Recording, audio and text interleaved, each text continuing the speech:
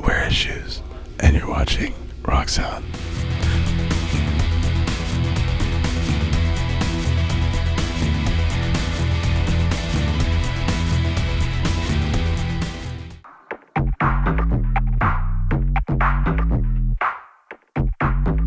The new album has so much more variation from song to song. We made a playlist on Spotify of just like a bunch of artists and songs that specifically influence like one or two parts on the album. And yeah, if you ever want to dive into some crazy vibes, that's still there. 1975 does a lot right.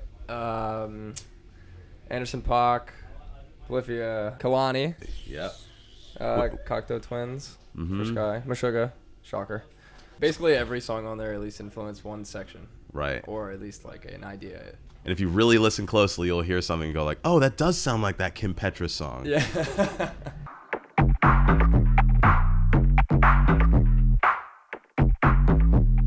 All the new songs are going over the best. I would argue that the new songs seem to be going over better than anything in our set.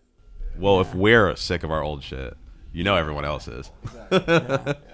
Yeah, I think we're considering playing the whole Beautiful Oblivion album on the American tour, and then obviously all the bangers, all the hits that the hits that keep you coming back for more. Playing a bunch of new stuff back to back gives our sets so much more diversity than I think we've ever had before.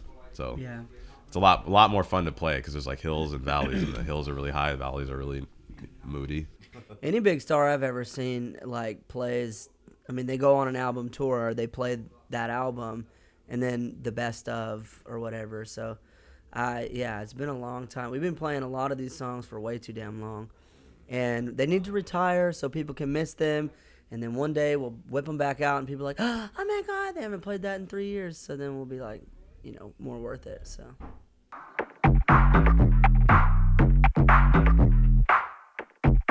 Yeah, the video for Flexin. We had a few different ideas. They were too expensive. And, because I forgot that when we come up with ideas, they have to be realistic. And we have a budget. But the label did agree to one of our ideas. And it turned out to be the one where I break out of a nursing home.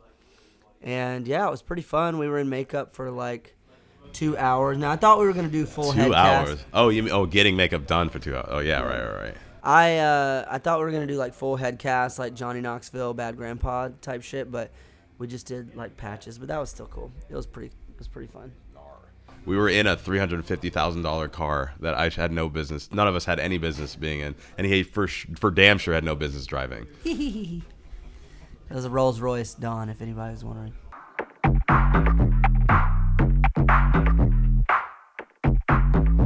The initial title we thought it was going to be Did You Know?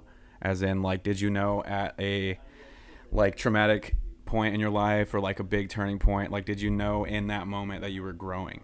And that was, what the concept was. It ended up kind of being the same thing, but a little more generalized to, not be so specific, I think. Yeah. I think in spirit, it's still that same kind of, development thing where it's, you can find growth in trauma by escaping to your beautiful oblivion. Yeah. How'd I do? Yeah, musically it was just about creating kind of a soundscape. Trying to create a digital oblivion, something to just kind of release you from whatever you're going through or stress or whatever. I mean, there's so many lighthearted, feel-good songs in the record. There's some songs, that are emo and people, relate to or, feel angst to or whatever. And most of why a lot of us like, heavy music or rock music or punk music. But overall, it was just to try and create, something therapeutic, I guess. Trying to create that beautiful oblivion for someone. Yeah. Mm-hmm. For you, who was watching Rock Sound with issues.